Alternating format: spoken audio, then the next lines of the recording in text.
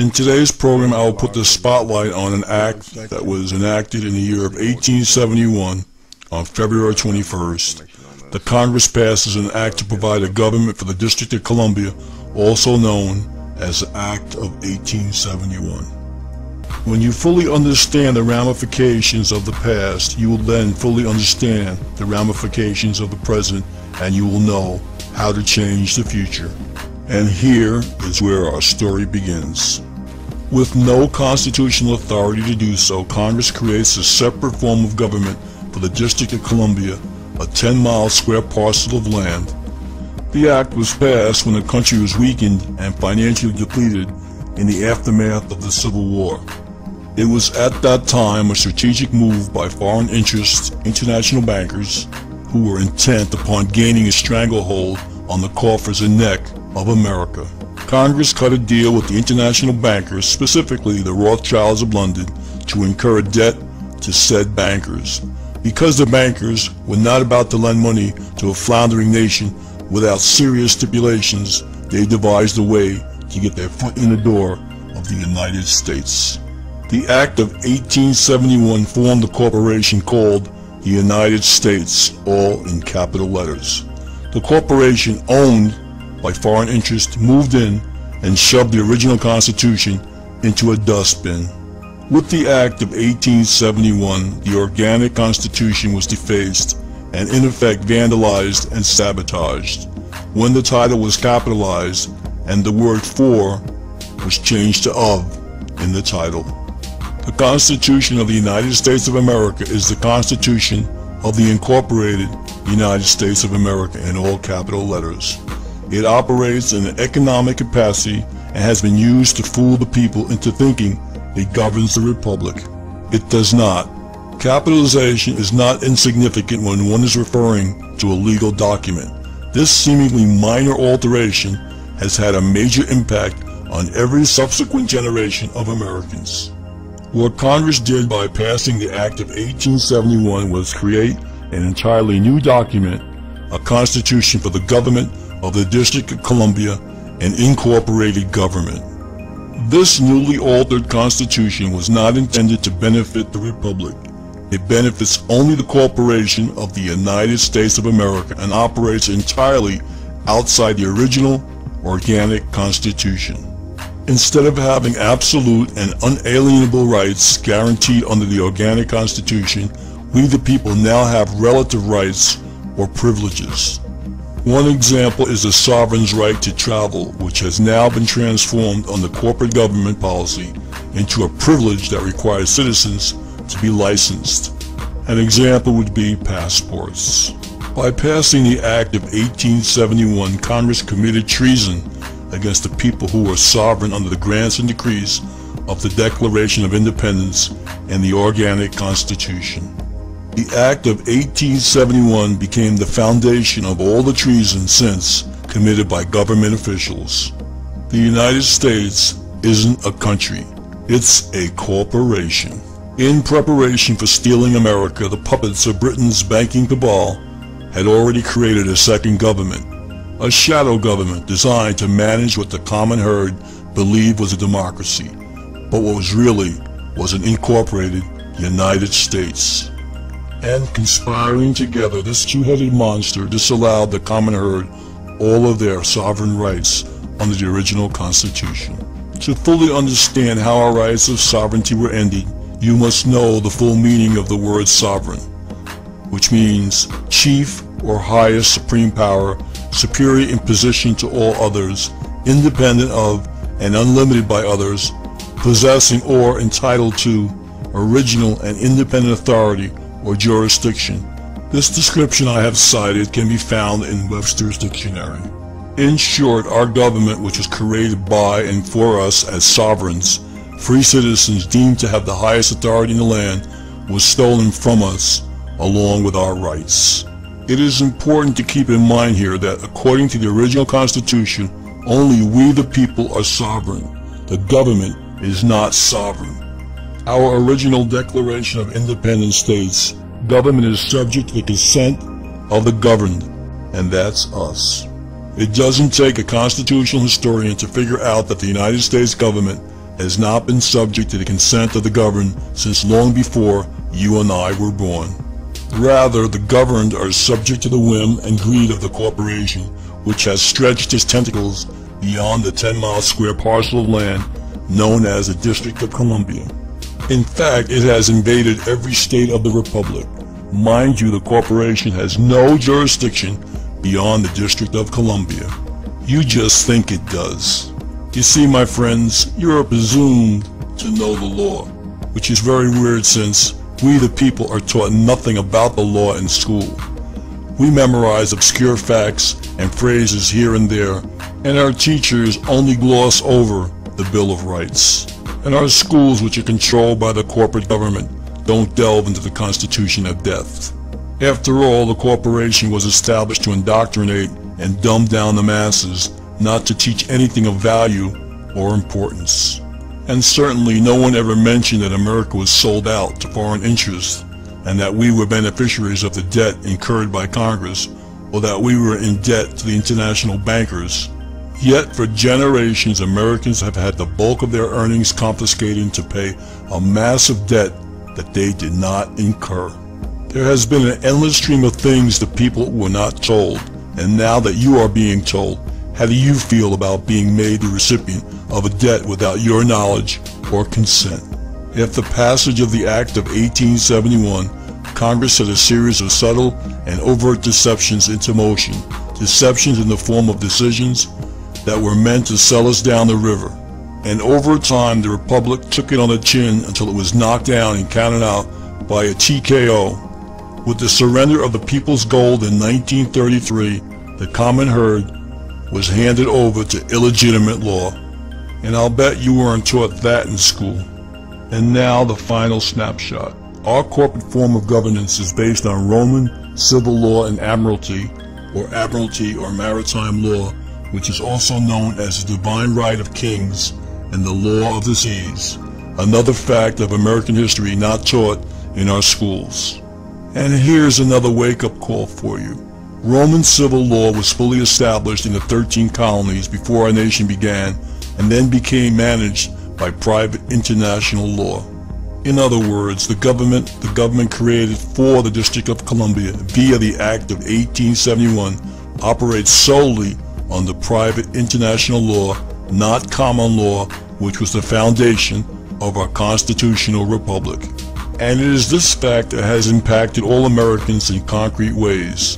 For instance, although private international law is technically only applicable within the District of Columbia and not in the other states of the Union, the arms of the corporation of the United States are called departments. As an example, the Justice Department, the Treasury Department, and those departments affect everyone, no matter where and what state that you live. Guess what? Each department belongs to the corporation, to the all capital letter United States. I now pose the question, how do you feel that you know that you are now being ruled by a corporation? A corporation that operates under Roman civil law outside the original Constitution. I challenge everyone listening to contact their congressman and see what they have to say about this. Congress is fully aware of this deception. What this great deception really means is that the members of Congress do not work for us, for you and me. They work for the corporation, for the all capital letter United States. Is it any wonder why we can't get Congress to do anything on our behalf or meet our demands or answer our questions? And here's the bottom line. Technically, legally, or any other way you want to look at this matter, the corporate government of the all capital letter United States has no jurisdiction or authority in any state of the Union, the Republic, beyond the District of Columbia. Let that tidbit sink in, then ask yourself, could this deception have occurred without full knowledge and complicity of the Congress? Do you think it happened by accident? And if you do, you're deceiving yourself. There are no accidents and there are no coincidences. Face the facts and confront the truth. Remember, you are presumed to know the law. They know you don't know the law, and, for that matter, your history. Why?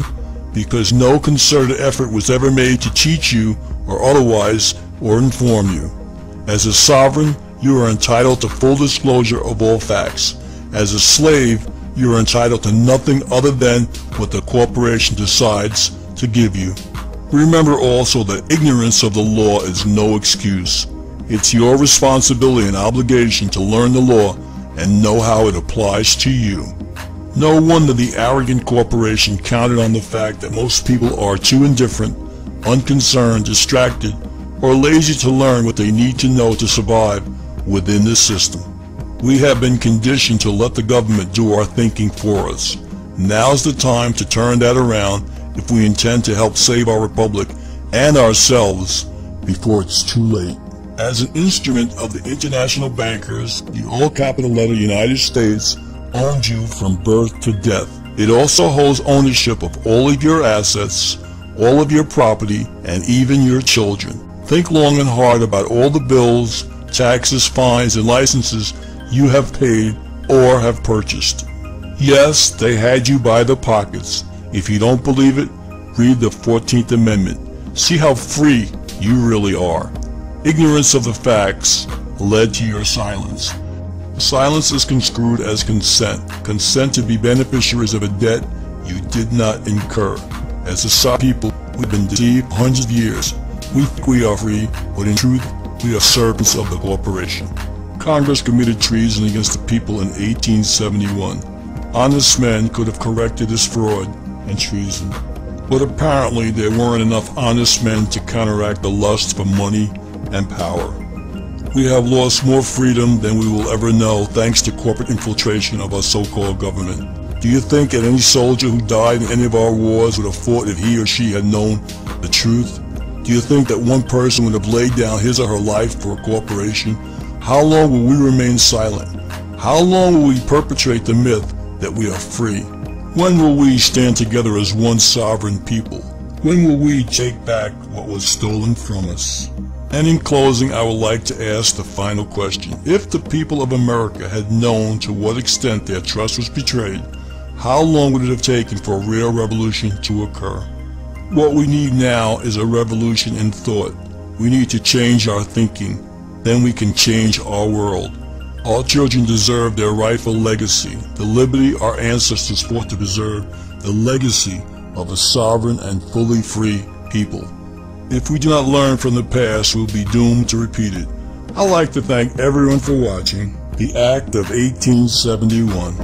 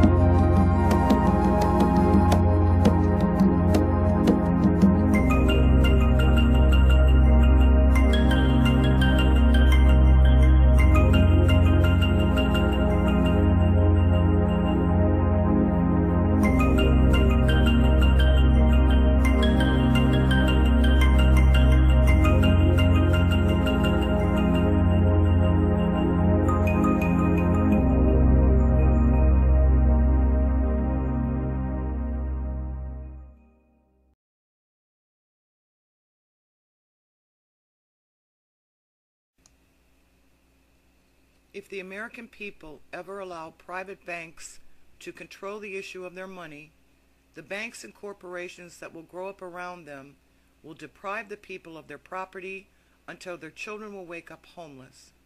Thomas Jefferson. Following is a timeline demonstrating when and how a private central banking cartel got control of the government, the people, and the assets of the United States. Each fact is supported by official sources. Source documents are available at www.anticorruptionsociety.com under the tab Source Documents. 1913. With the passage of the Federal Reserve Act, a private foreign banking cartel was made the fiscal agent of the United States. Source document, Representative McFadden, Congressional Record, June 1932.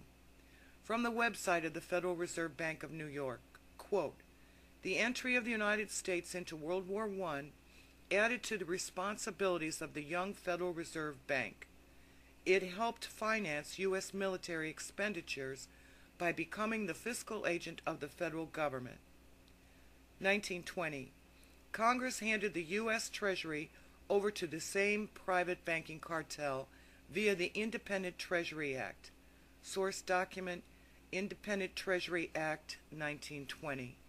1921. The Council on Foreign Relations was founded to direct the media. Paul Warburg was its first director. Warburg also drafted the Federal Reserve Act and became the Fed's first governor. Paul Warburg was an agent for the Rothschilds banking dynasty. 1925. The United States Corporation Company was chartered in perpetuity in Florida by its fiscal agent. Source document, Articles of Incorporation, United States Corporation Company. This company was created without the approval of Congress, nor the knowledge and authority of the American people. Note, in 1925, the Federal Reserve Bank of New York had offices on Cedar Street and on Broadway, both cited in the Articles of Incorporation. Source document, Articles of Incorporation, United States Corporation Company. The United States Corporation Company created a maximum of 100 shares of stock.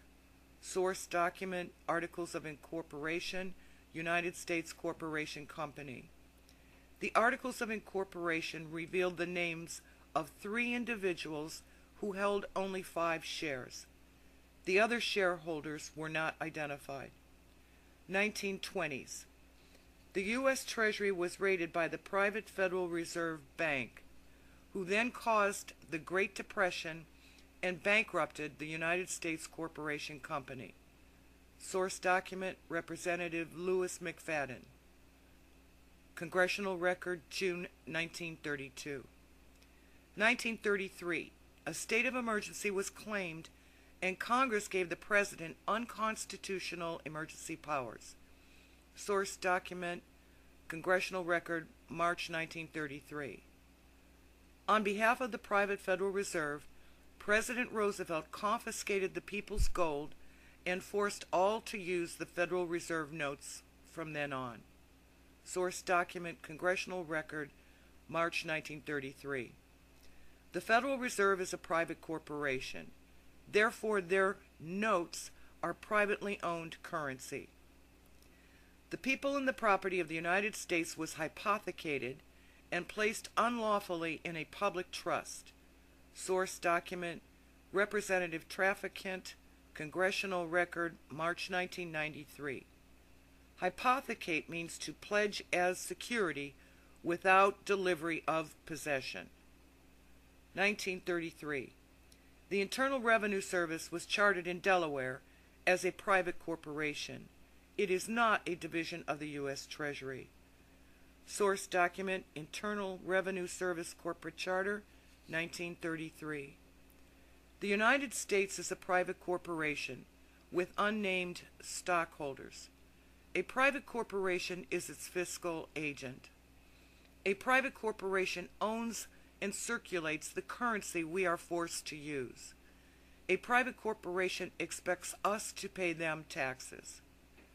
The U.S. CEO, the President, has maintained unconstitutional emergency powers for the past 80 years.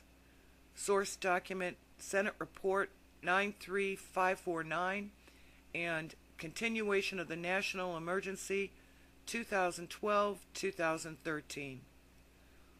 Quote, all United States offices, officials, and departments are now operating within a de facto status in name only under emergency war powers, with the constitutional Republican form of government now dissolved. Source document, Representative Trafficant, Congressional Record, March 1993. Today, as has been demonstrated, the United States is just a corporate franchised network represented by their all-caps names such as State of Ohio. Corporate statutes have replaced laws. A corporate statute is a rule of a corporation given the force of law by the consent of the parties. This consent generally requires a signed contract. From Judge Dale, author of The Great American Adventure, page 102, quote, "The federal and state governments are not real. They are privately owned corporations called governments, and the law is nothing more than their corporate regulations called statutes," unquote. As corporations have no souls to save nor bodies to incarcerate, they are just dead legal structures.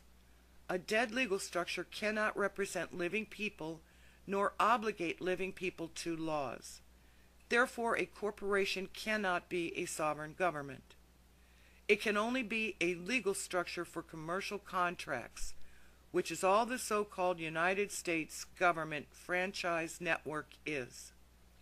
From Judge Dale's The Great American Adventure, page 10, quote, "All of this deception is compounded by the refusal of ordinary Americans to realize, know, or understand that it is this secrecy and duplicity of privately owned corporations being surreptitiously portrayed as American agencies and government that they have come together to fleece the American people."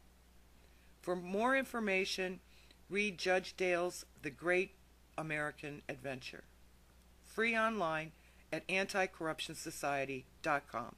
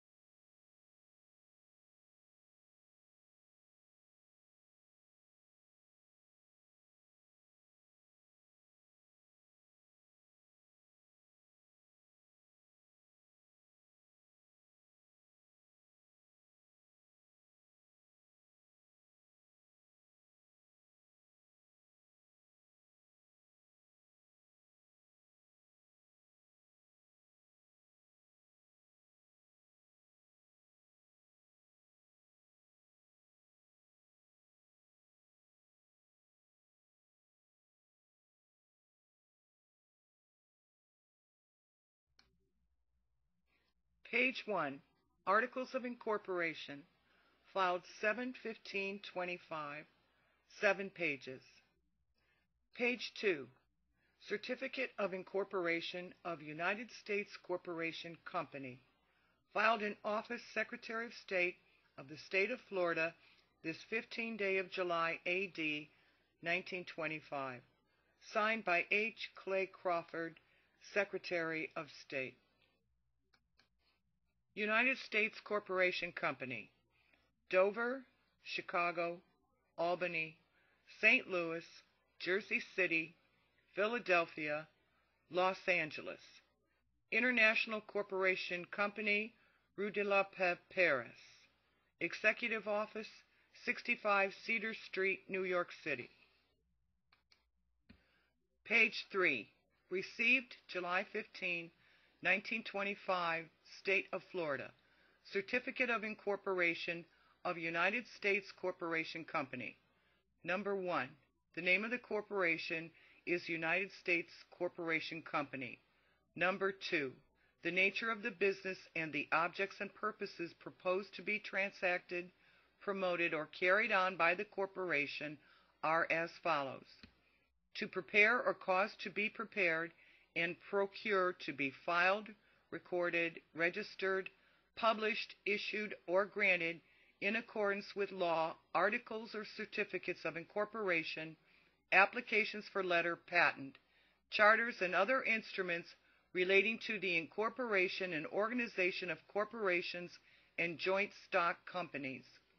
To prepare or cause to be prepared and procured to be filed, recorded, registered, published, issued, or granted, certificates, reports, statements, applications for licenses to do business, or other instruments in relation to domestic and foreign corporations, companies, or associations, to provide and maintain domiciliary and other offices and facilities for corporations, companies, and associations, and to act as agent in charge thereof, and upon whom process against or any official notices to any such corporation, company, or association may be served or given, and for any other lawful purpose.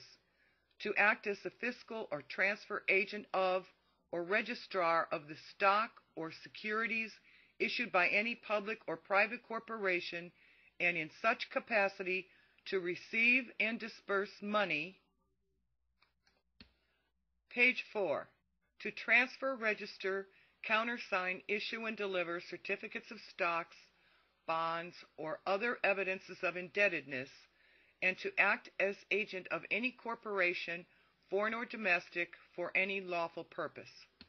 To carry on the business of an appraisal and audit company, and in connection therewith, to make examinations and appraisals of the business and property of corporations and individuals, to examine and audit their books and accounts, and to make reports and certificates in respect thereof, to publish and deal in books, periodicals, pamphlets, legal forms, and blanks of all kinds, to acquire by purchase or otherwise, and to hold for investment or otherwise, to use, sell, lease, or dispose of real estate and real property, and any interest, estate, or rights therein, to acquire by purchase, subscription, or otherwise, and to hold for investment or otherwise, and to use, sell, or dispose of shares of stock, bonds, or any other obligations or securities of any corporation,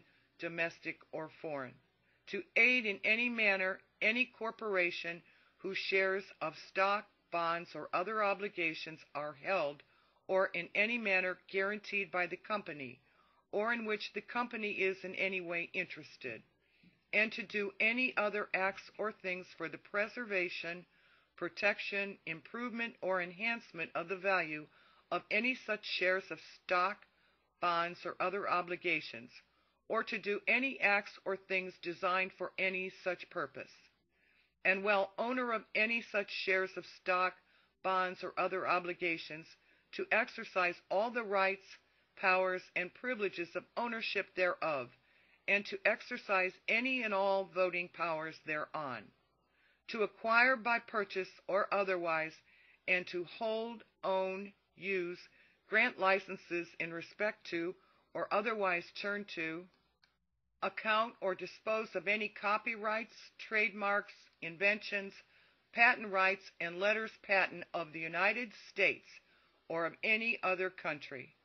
The business of the corporation is from time to time to do any one or more of the acts and things herein set forth, and it may conduct business in the state of Florida, other states, the District of Columbia, the territories and colonies of the United States, and in foreign countries, have one or more offices out of the state of Florida, and hold, purchase, mortgage, and convey real and personal property with or without of the state of Florida.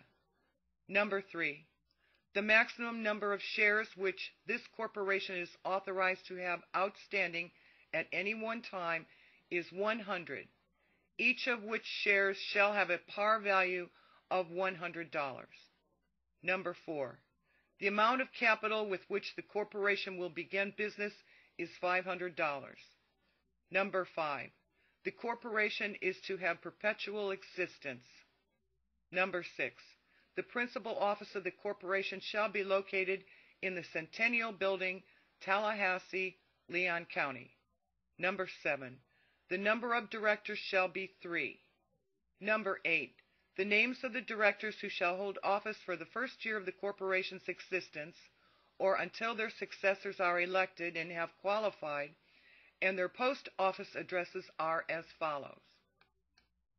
Page 6. Harry O. Coughlin, 150 Broadway, New York, New York. Samuel B. Howard, 150 Broadway, New York, New York. Arthur W. Britton, 150 Broadway, New York, New York. Number 9. The names and post office addresses of the subscribers of this certificate and the number of shares of stock which each agrees to take are as follows. Louis B. Gunther, 150 Broadway, New York, New York, 2 shares. Samuel B. Howard, 150 Broadway, New York, New York, 2 shares. Arthur W. Britton, 150 Broadway, New York, New York, 1 share. Number 10. The directors and stockholders shall have power to hold their meetings and to have one or more offices and to keep the books of the corporation, except the original or duplicate stock ledger, outside of the state of Florida, at such place or places as from time to time may be designated by the bylaws or by resolution of the board. The directors shall have power, without the assent or vote of the stockholders, to make and alter bylaws of the corporation, to fix the times for the declaration and payment of dividends, and to fix and vary the amount to be reserved as working capital, to determine the use and disposition of any surplus or net profits over and above the capital stock paid in, and in their discretion the directors may use and apply any such surplus or accumulated profits in purchasing or acquiring the bonds or other obligations or shares of the capital stock of the corporation to such an extent and in such manner and upon such terms as the directors shall deem expedient. But shares of such capital stock so purchased or acquired may be resold unless such shares shall have been retired for the purposes of decreasing the corporation's capital stock as provided by law. Page 7. We, the undersigned, being each of the original subscribers to capital stock hereinbefore named, do hereby associate for the purpose of establishing a corporation pursuant to the Corporation Law, State of Florida, 1925. Witness our hands and seals the 7th day of July, 1925. Louis H. Gunther, Samuel B. Howard, Arthur W. Britton. In presence of Samuel G. Wood as to all. State of New York, County of New York, July 7th A.D., 1925, personally appeared before me, a notary public, in and for New York County, duly authorized to take acknowledgments. Louis H. Gunther, Samuel B. Howard, and Arthur W. Britton, to me known and known to me to be the persons described in and who executed the foregoing instruments, who each acknowledged to me that he executed the same freely and voluntarily as and for his act and deed for the uses and purposes therein expressed. Witness my hand and official seal the day and year in this certificate first above written at New York, New York County, New York. Samuel G. Wood, Notary Public. My commission expires March 30th, 1927.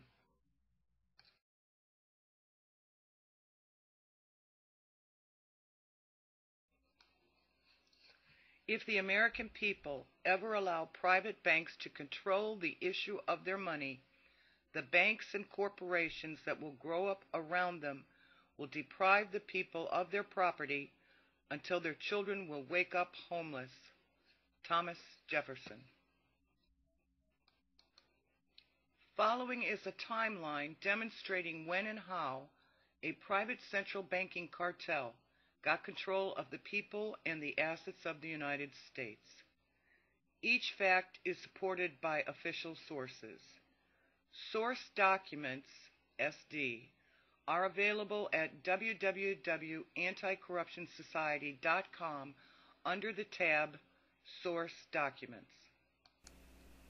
1913. With the passage of the Federal Reserve Act, a private foreign banking cartel was made the fiscal agent of the United States. Source document, Representative McFadden, Congressional Record, June 1932. From the website of the Federal Reserve Bank of New York, quote, "The entry of the United States into World War I added to the responsibilities of the young Federal Reserve Bank. It helped finance U.S. military expenditures by becoming the fiscal agent of the federal government.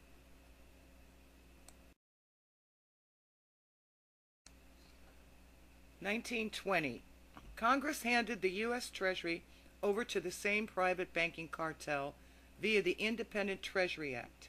Source document: Independent Treasury Act, 1920. 1921.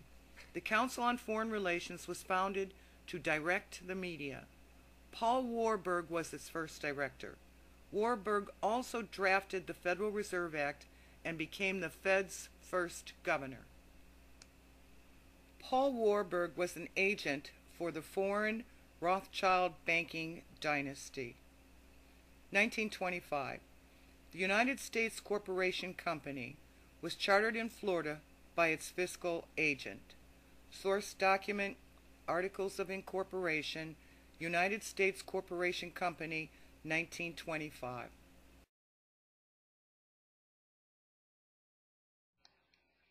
This company was created without the approval of Congress nor the knowledge and authority of the American people. Note: in 1925, the Federal Reserve Bank of New York had offices on Cedar Street and on Broadway, both cited in the Articles of Incorporation. Source document: Articles of Incorporation, United States Corporation Company, 1925. 1920s. The U.S. Treasury was raided by the private Federal Reserve bankers, who then caused the Great Depression and bankrupted the United States Corporation Company. Source document: Representative McFadden, Congressional Record, June 1932. 1933. A state of emergency was claimed, and Congress gave the President unconstitutional emergency powers. Source document: Congressional Record, March 1933.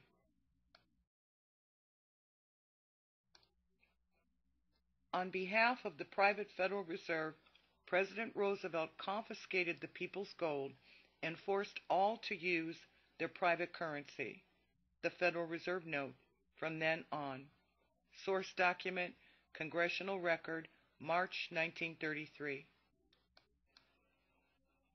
The property and the people of the United States was hypothecated and placed unlawfully in a public trust. Source document: Representative Trafficant, Congressional Record, March 1993. The Internal Revenue Service was chartered in Delaware as a private corporation. It is not a division of the U.S. Treasury. Source document: Internal Revenue Service Corporate Charter, 1933. The U.S. President, CEO, has maintained unconstitutional dictatorial emergency power for the last 80 years. Source documents: Senate Report 93549, 1973, and Continuation of the National Emergency, 2012-2013. Today, as has been demonstrated, the United States is just a corporate franchised network represented by their all-cap names, such as State of Ohio. Corporate statutes have replaced laws. A corporate statute is a rule of a corporation given the force of law by the consent of the people. This consent generally requires a signed contract. As corporations have no souls to save nor bodies to incarcerate, they are just dead legal structures. A dead legal structure cannot represent living people nor obligate them to laws. Therefore, a corporation cannot be a sovereign government.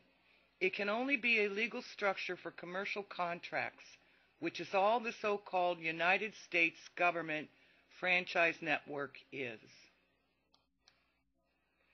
From Judge Dale's The Great American Adventure, page 10, quote, "All of this deception is compounded by the refusal of ordinary Americans to realize, know, or understand that it is this secrecy and duplicity of privately owned corporations being surreptitiously, falsely, portrayed as American agencies and government that have come together to fleece the American people. For more information, read Judge Dale's The Great American Adventure, Secrets of America, free online at anticorruptionsociety.com.